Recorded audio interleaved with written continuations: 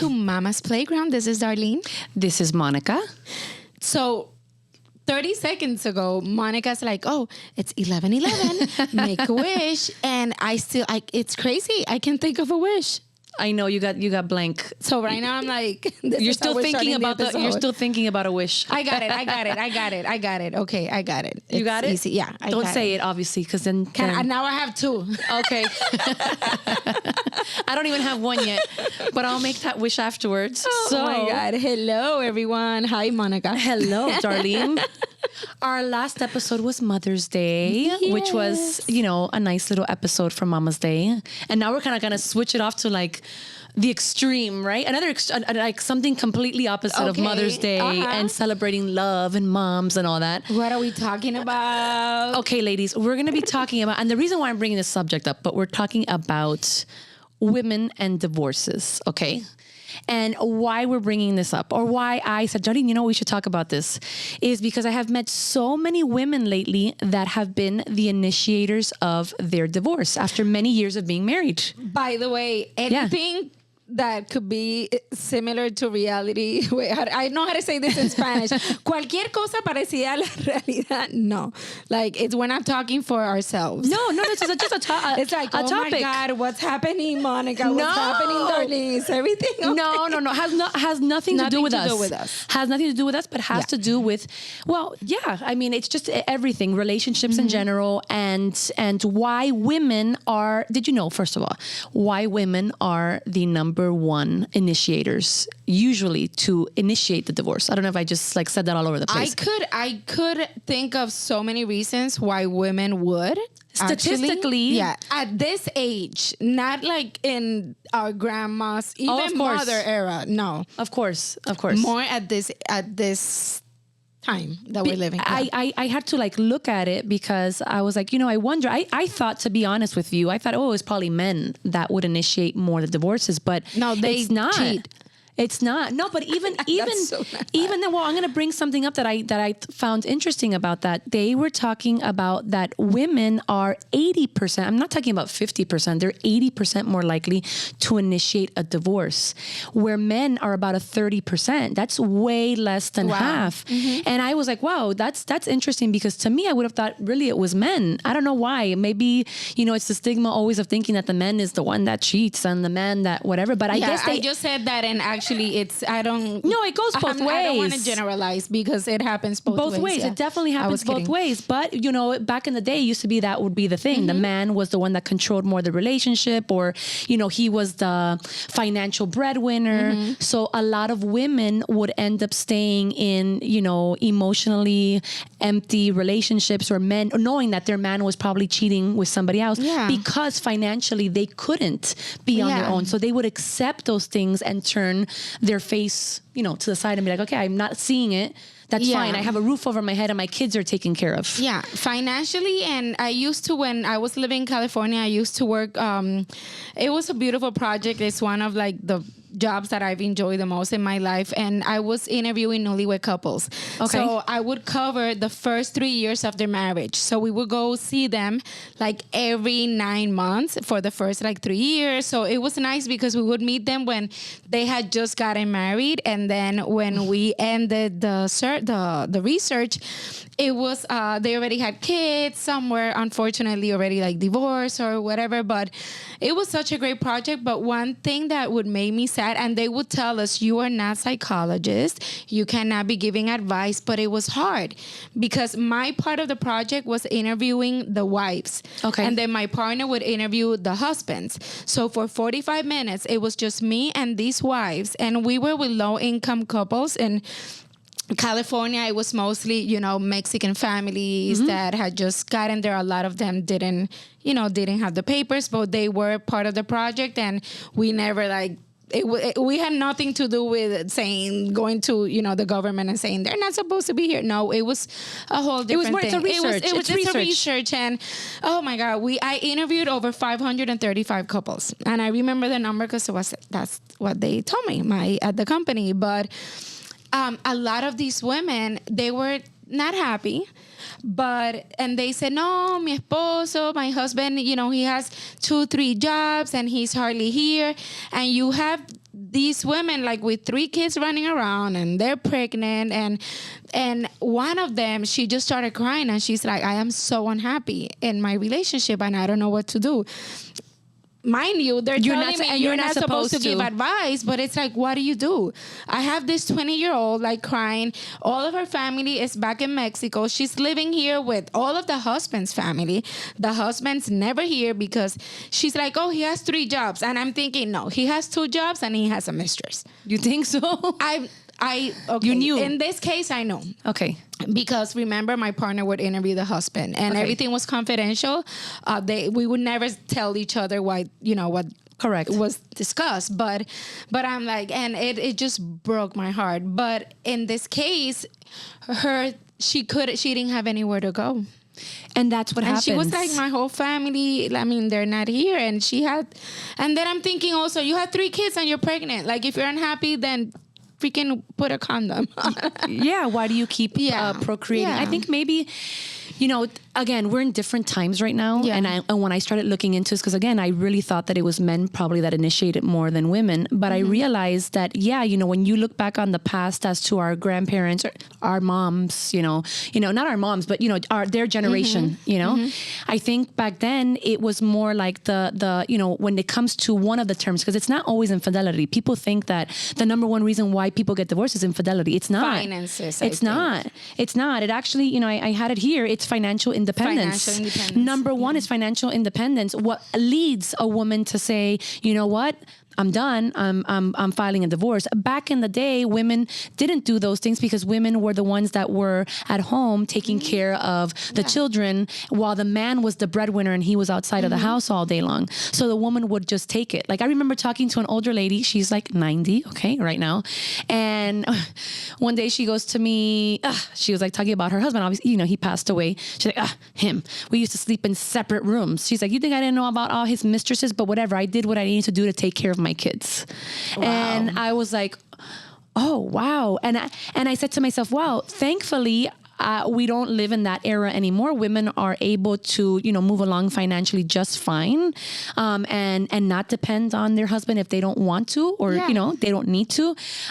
So our situation has changed. Yeah. But back in the day, imagine being miserable in a marriage, whether the guy was abusive, not whatever the case may be, he's cheating. He has 5 mistresses. He's got 10 kids out there. And you say, no, I have nowhere to go. Yeah. What am I going to do? So they live their whole life like this to the day that they die with somebody next to them, really just not even taking care of it. Like, yes, they have a roof over their head, but they're not feeling loved. They're not feeling seen. They're not, you know what I mean? And it's so sad that, but with time, obviously that has progressed. So that's one of the reasons why in this day and age, women are more inclined to because they feel more financially independent. Obviously, there has to be something going on in there. I mean, if they're happy in their marriage and everything is, it's not always sunshine, there's cloudy days like anything else. But if it's a lot more bad days than good, and if there's really bad, things going on in your relationship, obviously they feel more inclined to say, you know what, I can do this on my own. Yeah. I don't need him. I don't need him. So number one, I did find was the financial independence. But I know this couple where he cheated on her like bad. Like, I can't get too much and I'm not going to get into details, especially because it's, you never know who's listening. Yeah. But, and I remember asking her, like, why don't you leave? And she's like, are you crazy? Like, I would have no house. I would have, like, he pays for everything. And I remember saying I would never put myself in a position where I cannot walk away, because at the end of the day, and they said, like you were saying, no, I'm going to do it for the children, but the children, they see, they perceive, they listen. It's mommy and daddy, they don't even kiss, they don't hold hands, kids see it, and when they grow up, let's say in your instance, you have a little girl, you would hope that your little girl, when she gets into a relationship, that she's older and so on, that she's going to value and respect herself and know how to stand on her own 2 feet. Yeah. And not depend on somebody. When you're with somebody, it's because you love them, and as much as trials and tribulations and all, because every relationship has it, you truly love them and you want to be there because you love them, not because you have to be there because financially you cannot cannot do anything for yourself, you know? And not for nothing, I don't want to, stereotype Miami, but I've been here all my life, so I can You just get tell a right. You have a right. I have a right. This is where I was born and raised, and I've met a lot of women, a lot from all over the world that come and live here, even to the ones that have been here, that let's be honest, they don't want to work. They want to be maintained. So they don't give three shits, to be honest. I've seen this and I'm like, I guess I wasn't raised like that. And I can't judge it. If that's your lifestyle, that's fine. But I just cannot see myself being with somebody just for them to take care of me, just for them to put a roof over me, to give me the Rolex, to give me the Jaguar. But I know he's got 4 other women out there but it's okay with me because Some I also... women are fine with that. I know. Yeah. I guess it's just, that's not in my nature. So, and I say, man, will that person ever really know what it is to truly be loved? You know what I mean? Or like to truly, and I get it, love is complicated, it's 2 people and so on, but I find it kind of like, I don't know. I see it a lot here. I see it a lot where people are married. They know that their guy has 3 other mistresses, but you know what? Financially, they've got, and I'm not talking about financial, like, oh, I just got a roof over my head. I'm talking about, I've got the really nice car, the really nice watch, the really nice purse, the nice dress. And he pays, it's like, I pay you off, stay quiet, and you just stand behind me when I need to go to an event. Trophy wife. Yeah. And I guess that's fine if you're okay with that, unless maybe you have your own real love somewhere and you know what I mean? I don't know. Maybe if it works both sides, I don't know. I got into that because I've seen that a lot talking to a lot of women. And I guess I was never brought up like that. But going back to what this was, it's like, number 1 has always been the financial independence. So obviously right now, us women, and not right now, it's been a long time. We have found that we are able to work. We are able to, fend for ourselves and to speak. And we, as much as we love having a man next to us or, being with somebody, we don't have to be with you. And that's what I always say. I want to be in a relationship that I want to be in, not that I have to be in, and that's, I think, where, again, it goes back to. So number 1, financial independence. Number 2, they had said, well, obviously we know that, and it's kind of part of what we just said, that right now in society, there's a lot of changes. Like, it's societal changes. The norms have changed. Everything is evolving. And obviously one of them being that us women now some of us are not even having kids. Let's be honest. Like, we're not starting families. Some of us just want to go out and we want to travel the world and we want to do a lot of things and we don't want to be locked down. My advice for those women that are like in their 20s and they're thinking, oh, I don't want to get married. I don't want to have children, or even in your early 30s or whatever, freeze your eggs. Yeah. Freeze your eggs because because now a lot of women are having children later in life like we did. But the struggle, like if then you turn 40, you were like, okay, now I want to have kids. It's like, honey, you can because we did, but there's going to be complications behind it. If you want the baby to have a sibling, that's my stress. It's like, it's hard because we're older. So for those young, and if I go back, that's one thing that I would do something different. It's freeze my eggs when I'm in my 20s and 30s. And I'm like, I always knew I wanted to have kids, but I wasn't stressing it. And it came at the time that it needed to come. Later, and that's when it happened. But yeah, there's women that they're like, oh, I don't want to have kids, but your opinion might change. And things change, obviously. And that's what they were saying. Like right now, obviously, with why women are the ones that are initiating divorces more is obviously, again, number 1, financial independence. Number 2, the norms have changed. It completely has changed. Our roles have changed in society, in the household, in everything, Women are working. It's not only now like the father, bringing the money home, the husband. Yeah. It's women are also working and women are speaking up. Yeah. I don't know if it came out after the Me Too movement or there was like this whole, like every woman came out and respect me, I'm a woman and we don't take bullshit from anybody anymore. I think it's been longer, but it's more in our face now, and they had said like, hold on a second. That kind of goes hand in hand with what we were talking about financial independence, because obviously that has changed with time, right? So number 3, I'm going to jump because that's kind of hand in hand with each other. Number 3 was emotional satisfaction. So here we go. And we have said this before in other in our other episodes. Us women, we are more emotional. I hands down firmly believe, I don't care. I'm sure there's a man out there that's super emotional, but I haven't come across too many of them. Let's just put it that way. It's very rare, you know. We women are emotional. We want it all.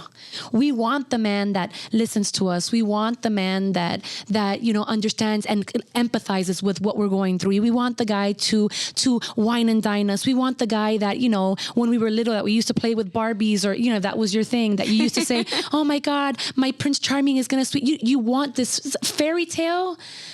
You know, the thing, it doesn't have to be that fairy tale that you saw like in Disney, you know what I mean? But like that fairy tale in your mind of whatever that may be, plus the fact of the person that listens, plus the fact we want a lot of things. We're exigente in the things that we want. And most men don't understand that. So I could see a lot of women, and I've talked to a lot of friends. But it's sad because that's a lot of expectations that we put on our partner. It is. And that's one thing that we as women, we need to understand. We're not the same. That's why they wrote the book, Men Are From Mars, Women Are From Venus. Because, and it's true.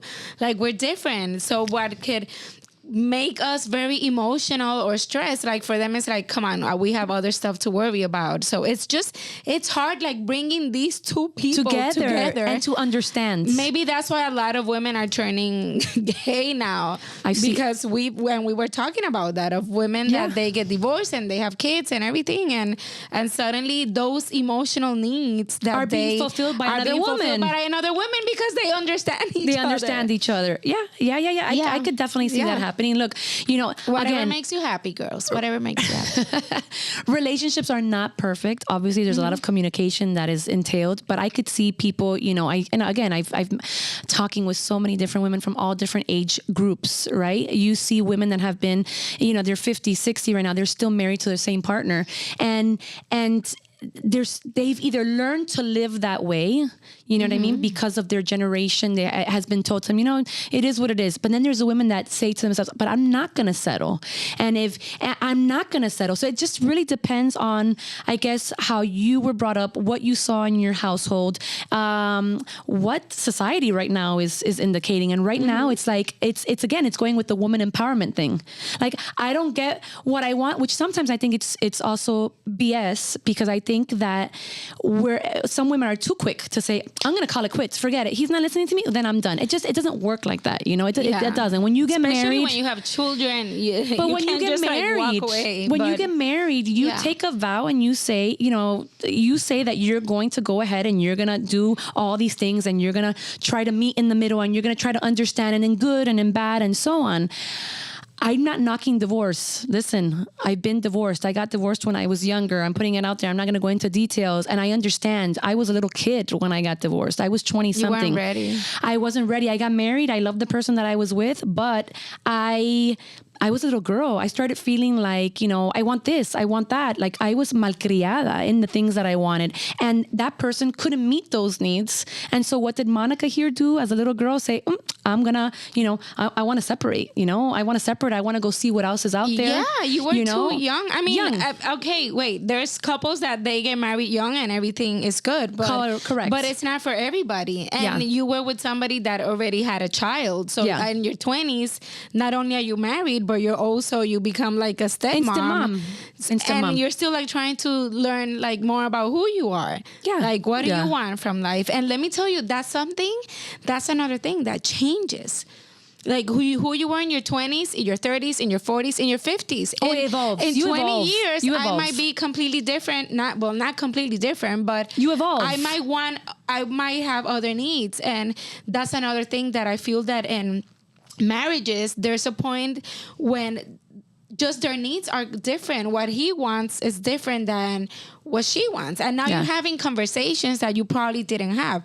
Conversations about retirement, about what are we going to do when the kids go to college. And everything kind of can change right there. And a lot of couples also get divorced because they're like, you know what, we loved each other, we have children, they're doing great, we love each other, but we can't be together anymore because Well, but they You say know. it. There was a psychologist that came out, okay, and she had said, it really is everything in this world, whatever kind of partnership, even our partnership here in this podcast, darling, Yeah. everything is communication, and more so Yeah. with your relationship with your partner or your husband, especially when there's kids involved. If there is not communication and there is not trying to wine and dine, and I'm not saying wine and dine the wife, it goes both ways. It's wine and dine your husband and whatever that may mean for him. And so if you don't find those ways to rekindle that somehow, whether it's taking a date night 2 days out of the month or one day out of, but rekindling that together, what ends up happening is, and you see this, and I've heard this, and you see that you start in the middle and you guys are super connected. Then the first kid comes along and it's like a gap. And then work comes along and it's another gap. And then it's household chores and the house and the this and the that, and it's another gap. And before you know it, Oh my there's God, so that's many so things true. in between you guys that you're like, okay, what happened to us? Who are you and who am I? And in all that process, it could have been 10 years down the line because you never took the time to sit down and get to date your spouse and continue, that relationship and communication. That now, let's say the kids are out of the house and you're like, okay, the kids are out. Everything stops. It's slow in here. Who are you? Who am I? Empty nest, right? Who What are they you? call Who it. am I? And a lot of couples go through a situation where they're like, I don't know you. Either we start this process over again. Hi, nice to meet you, and let's start dating again. Or it's Yeah. like, you know what? You're not the person. I don't even know what I'm doing here. How did this happen?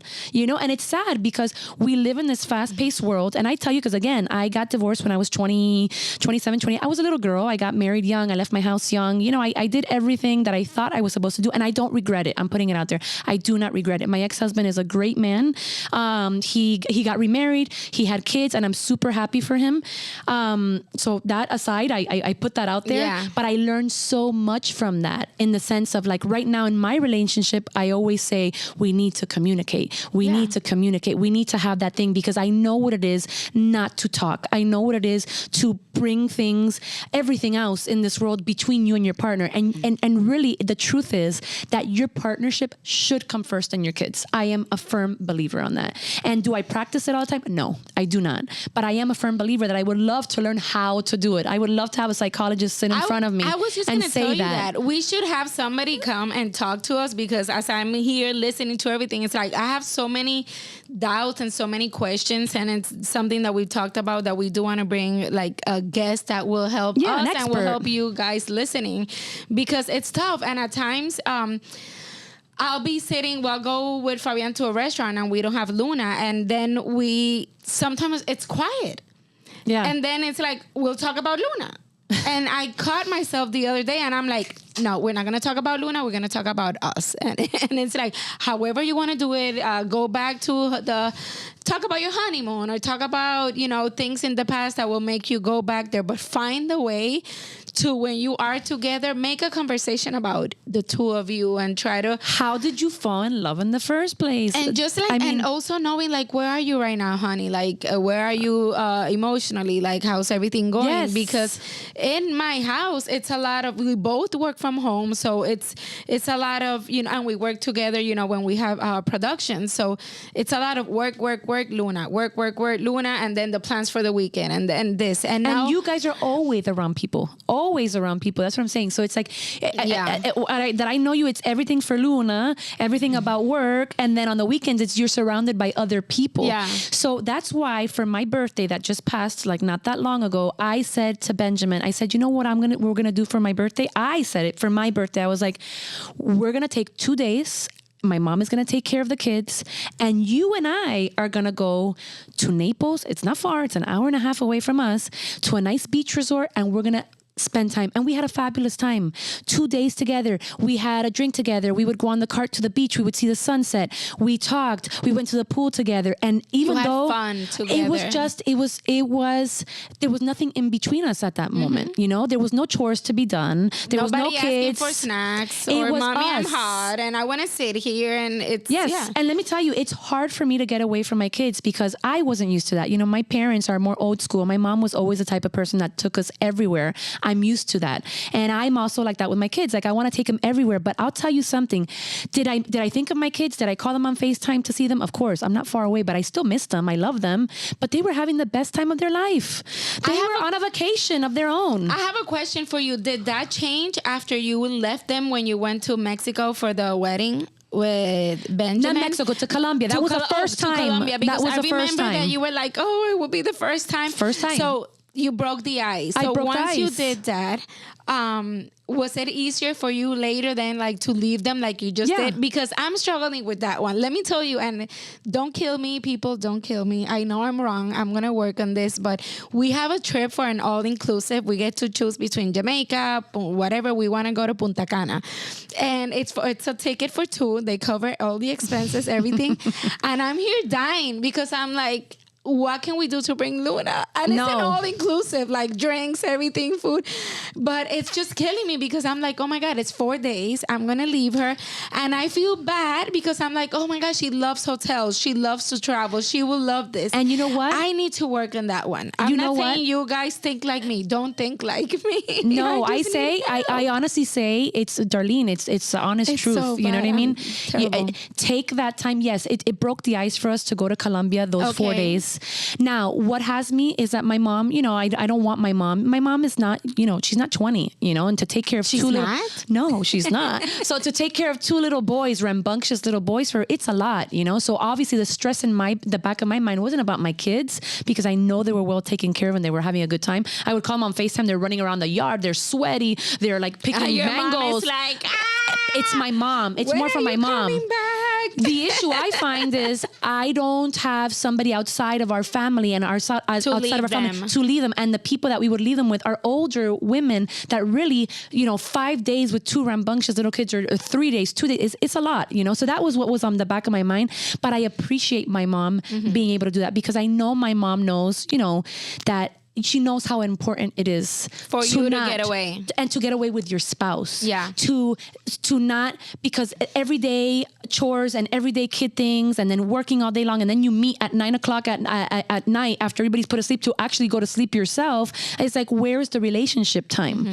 So she puts that effort. She's like, don't worry about it. I'll take care of the kids. So I appreciate that, and that's what I'm saying. I'm, in these marriages, going back to the thing of why we're talking about this is of the statistic of the women initiating more divorces is that it's the emotional thing. And lots of times, you want the man to communicate more. You want him to be more emotional. And men I want to say they have a harder time being that way. They have a harder time shedding those layers and being vulnerable because then the stigma of not being the man, you know what I mean, is not there. And that's something that I think can cause people to turn gay. Well, that go find a woman to talk to, whether it's a friend or it becomes something else. I don't know. And that's to each their own. But, it causes women to be like, you know what? It's been 10 years. Like it's been 20 years. I've been asking you for communication. I feel depleted. I feel alone. And in motherhood, I could tell you lots of times, me personally, I felt alone. Yeah. I felt alone. He didn't know what I was going through. You know what I mean? On one of these shows, I love like Inside Edition and these type of shows because they give you the news like quick. It's not like CNN where it's like, oh my God, we've been listening to the same thing for 2 hours. Trump. Oh my God, I completely lost. I say Trump and it's like, sorry, I know you're. I'm not, no. Oh my God. Anyway, keep talking. It'll come back to me. It's part of it. We were yeah. That one of these on they were talking about how it's so common and it's happening so much that women are feeling so alone. Yeah. So alone, and it could be like the husband travels for work, or even when he's at home, or I don't know, he's on the cell phone, or he's just not like there emotionally, or maybe this is the worst thing you can do, men. Like if your wife is stressed, even if she's crying for whatever, don't say like, come on, don't stress it. Oh, you're too emotional. Just. I think that's that's the problem. The thing is, they're not wired the same way. So I understand that. I completely understand that. But I think it goes down to anybody in validating your not validating, but invalidating. I guess I don't know if that's a word. Your emotions. Like if you come to me and say, "I'm so sad," I'd be like, "Oh, come on, darling. That's nothing to be sad about." It's like I cannot say that because I'm not you, and I don't know what you're going through, and I don't know what you went through in the morning, or what phone call you may have gotten, or what may have happened at Luna's school. Like I don't know that for me to say, "Oh, just get over it." You know, that's why when we have our partners, and that's why we want them to listen to us. But yet, when we don't get that, we're like, let's have a girls' night and let's go freaking let loose and say everything we need to say, because maybe our girlfriends are going to listen to us, you know, and they'll give us a word of advice and they'll calm us down. That's why we need girls time out. Girls night. Yeah, and men need it away from us. Like, oh my God, this emotional thing, like get her away from me. Like I can't deal with it. The funny thing is, like, for example, like men will go talk about like soccer. I love when Fabian goes out with your husband. Like they do soccer and then they like, oh, we're going to the bar, have a drink, beer, and they talk shit. I'm like, oh, what were you talking about? I don't know why we asked that, because it's like we're not supposed to be. Oh, what were you talking about? And they're not going to tell us like, every detail. And it's like, no, we're talking about the game and soccer. And then I'm like, okay, don't ask me the same thing, please, when it's a girls' night. Yeah. Because it's like, what did you girls talk about? Well, everything. We talked about you, how you pissed me off. No, I'm kidding. Kidding. No, you're not. Entre comillas, but no, yes. But yeah, we vent. It's our venting session, which is what Mama's Playground was supposed to, it's supposed to be. Yeah. It's like about kids, but it's also our little venting That's the name that we wanted, but it was taken. We were like looking for a venting topic because it's what we do. It's like our little therapy hour about everything. Communication is so important. Like even you and I, like last week, 2 weeks ago, we were having not an argument, but we're communicating via like the audios on WhatsApp. Yeah. So sometimes and I could say something that comes the wrong way. And actually that day I was not having like a great day. I was feeling like my dad was asking me to do things for the book, and then my boss was asking for some other stuff. Then there was just like my brain was like going to explode. And then I remember like I sent something and then you took it the wrong way, and then I replied, but I had like the AirPods, which by the way I still don't know how to use them, and so I leave like these 2 messages like heartfelt, and then I'm like, oh, she didn't even reply. Like the next day she goes, did you mean to send me something? Because it was blank. It was basically blank. And I'm like, seriously? And then we ran into each other at the playground. And then we talked in person. But this is what I'm saying. It's communication. And I think, going back to the thing of the spouses, that's what it is. At the end of the day, it goes back to communication. And I highly, highly recommend, and I say this to myself as well. We try. I told Benjamin the other day, like after my birthday, I was like, we need to do more date nights. We need to do more date nights where it's just you and I, where we have a drink together, where we dance, you know what I mean? Because those things help you to come back to center, where you were when you first started the relationship, in center. And then the week goes through and it's like, okay, you're back over here, one over here, because now you've got work, you've got school, you've got this, you got that, life happens. But then you meet back in center again, you know what I mean? And you have to have those times, because if not, you lose yourself. Yeah, that's what we should do like Friday nights. But in my household, the problem, for example, that it's not a problem, it's just a situation that we're having, is that Fabian works like Friday nights now. Sometimes he works Saturdays. But you take a day during the week, maybe. And it's like the only, and then during the week, by the time that we put Luna to bed, it's like 11 o'clock. And then it's like, let's just watch something on Netflix. Like, and then you fall asleep watching Netflix. Because it's like, okay, we're not going to talk much about what happened during the day. And when I try or he tries, it's like, I don't want to talk about work. Because you're tired. So then you're tired. So then for us, like Sundays are very like special. Like Sundays is the time but then he goes and he plays soccer. I try to go to church. We have Luna. We make plans. So that's something that we as a couple, we need to work on finding that time.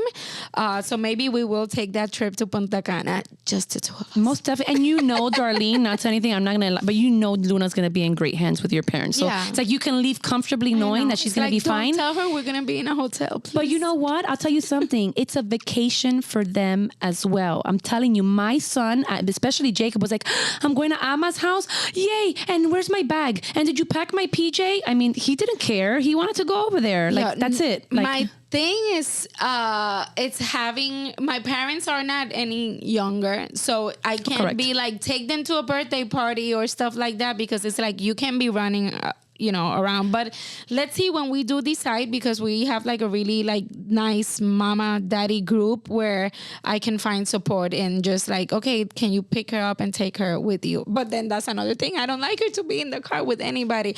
I'm terrible, guys. I am a helicopter mom. I admit it. And I'm ready for therapy.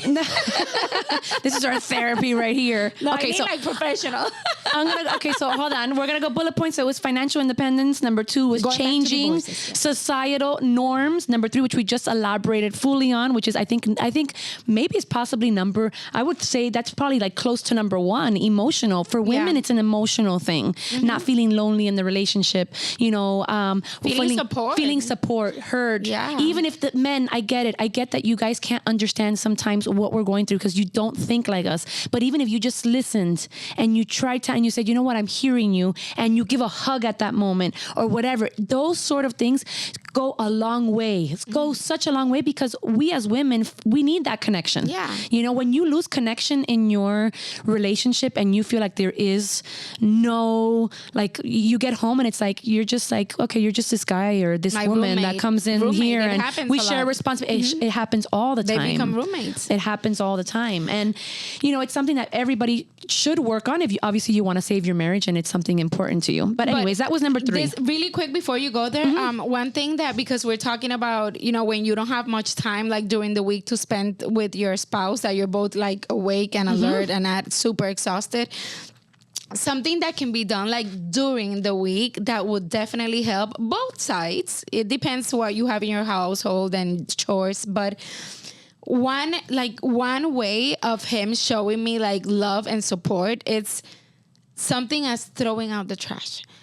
Cleaning the dishes. Like after I put Luna out of bed, and I've said this before in this episode, or I hear him like clean the dishes, I'm like, oh my God, taking a load out of your wife. Like that's it says so many things in just one simple action. Yeah. And then it reciprocates. I know everybody's like tit for tat, right? Because these are the arguments that I hear, not just arguments I've had personally, but arguments that I've heard my girlfriends say that they've had, or, even older women. This is something that has not changed. These are not new things. This is something that happens all the time, that where you see, for instance, you guys get in an argument, I don't know, about something, and you've been talking about these things like, at least you could do is like do the dishes while I'm doing X, because I always have to take on everything.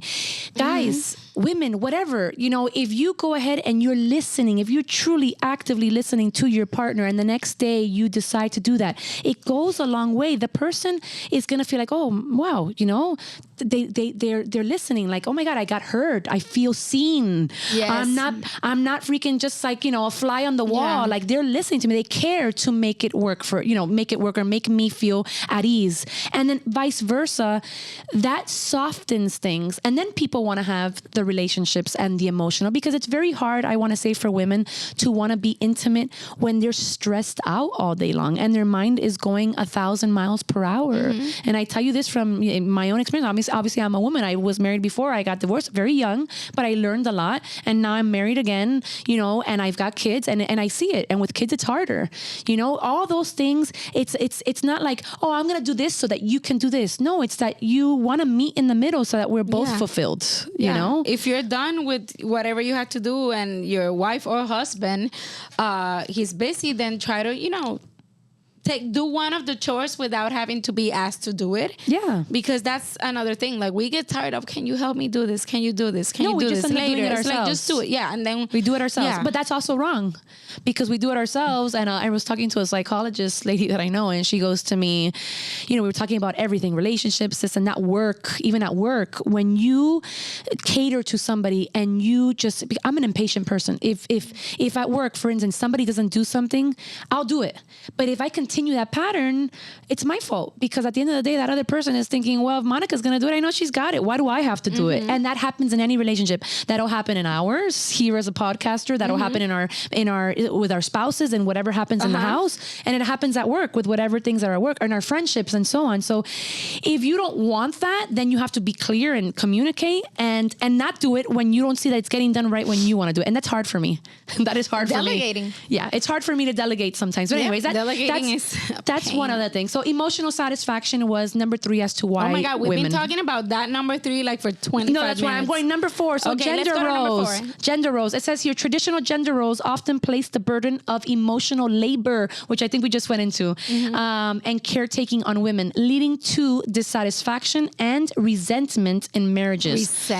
Where these roles are not shared equally. So this is where we were going to, what you just brought up about the chores and all. It's true. It's like, I think resentment starts to creep up after a certain amount of years, and if it doesn't change, and it's been 10 years and it's the same conversation and the same chores and the same thing keeps happening, it's like you think you squashed it because they gave you a hug and they took you out to dinner, but then it continues, and inside when it happens again, the resentment comes back up, and it's like the guard, yeah. And that's why I firmly believe it's so wise of people to find a therapist that is, that will listen and will say, hey, look what you just said, or let me hear what you just said, or what did you do, or how's the household situation? Let's kind of meet in the middle. Like, again, you're regrouping your thoughts, you're regrouping your emotions, and you're meeting in the middle, because if not, again, imagine 20 years of feeling emotionally unsatisfied and not heard, and the resentment is there.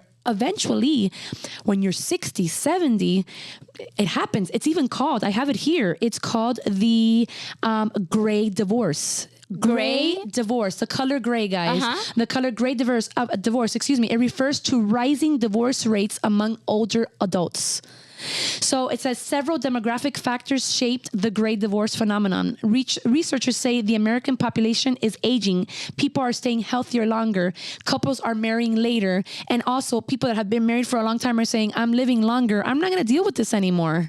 So they're calling it the gray divorce. Wow. And I wonder who fits on that range, what ages? I don't know if it's like, when you're starting to see like, people again. Like in your 60s, 70s. Well, look at the Golden Bachelor. That was, he picked a lady.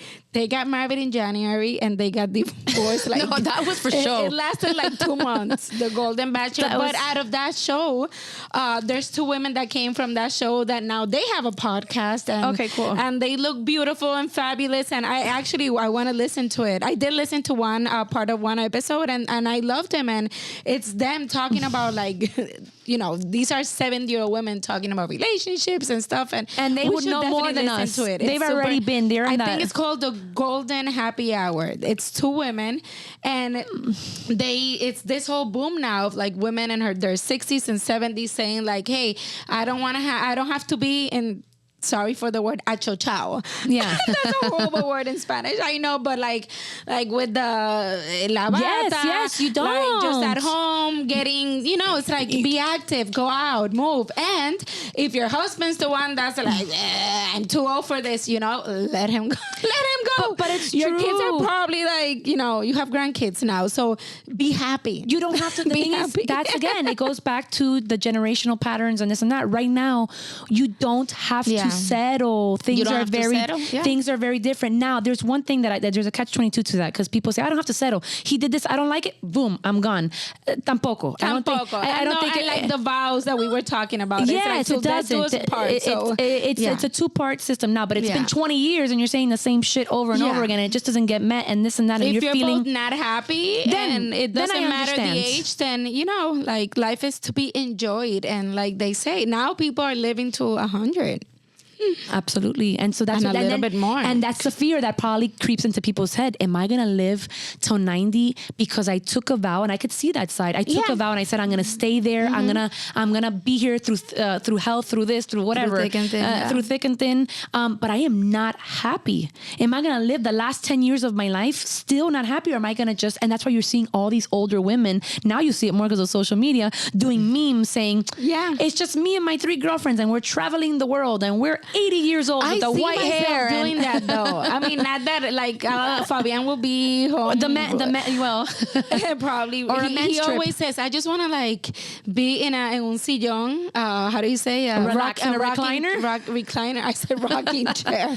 In a recliner, reading my book with a good bottle of wine. He said that one time, and I'm like, well, I want to be traveling with my girl. You could be in the hotel. What about you go to the hotel? I'll come back to you. And no, that we were kidding with that, but no, we both love to travel, but yeah. So, I mean, no, it's true. You know, to wrap up this episode, basically what it was, you know, obviously we went down the different like bullet points of why women are initiating divorces more.